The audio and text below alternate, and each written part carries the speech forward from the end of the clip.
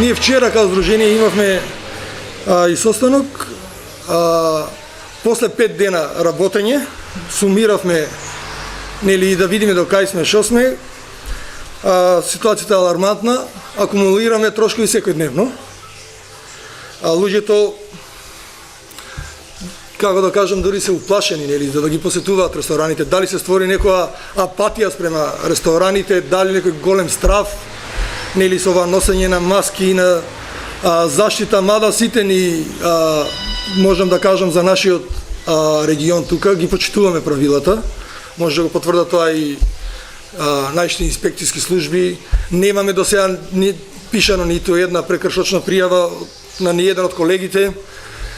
И нашиот состанок беше да видиме дали можеме да действуваме на овие мерки што владата ги дава сега, пошто ние како регион, кај што сме со 0 заболени од ковид, да не става во исти кош, нели, со другите, као Сарај, као моментално Штипсе проблем и така. Ние имавме и неколку барања што ги доставивме денес са бајле во кај нас во општина до кризен штаб. Мислам дека они ги проследија тие до влада, до комисија на за заразни болести и за епидемиологија. Ние бараме како угостители, значи да ни го вратат работното време. Моментално работното време е до 22 часот, што многу не погодува. Нели, луѓето, знаеме, летно време излегуваат покасно, одат на работа, додека се спремат, додека одморат малку, и сакаат да излезат 7:30-8, 9, а ние тогаш затвараме. Тоа е една од мерките првично што сакаме, ако може да успееме да ни ја намалат. Втора мерка, групирањето на маса. По 20 луѓе е многу проблем. Значи сите знаеме дека многу ретко се случува да 20 одат во ресторан. Обично се над 20. Тоа е едно, и да ни дозволат внатрешниот дел. Ние не гледаме разлика која е во маркетите, во банките, секаде е внатрешен дел, нели? За нас е недозволиво тоа. И друго, четврто барање имаме, што и напоменуваме на владата дека ние ствари моментално акумулираме трошкови секојдневно.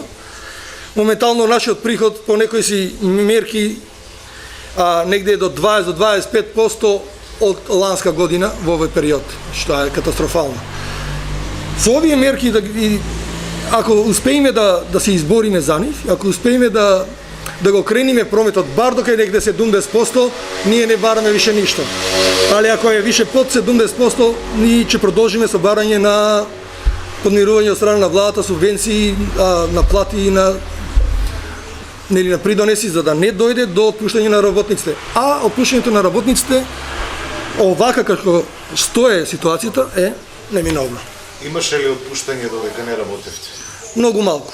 За нашиот регион многу малку.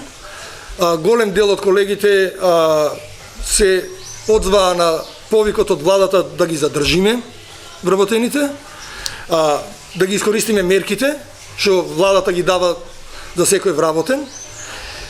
Има некој, али мал број.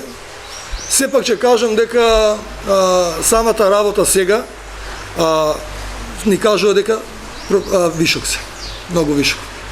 Че има отпуштање, ќе гледаме на максимално да може да ги задржиме, али ќе биде многу тешко. Сега сме, ајде да кажам, само 5 дена.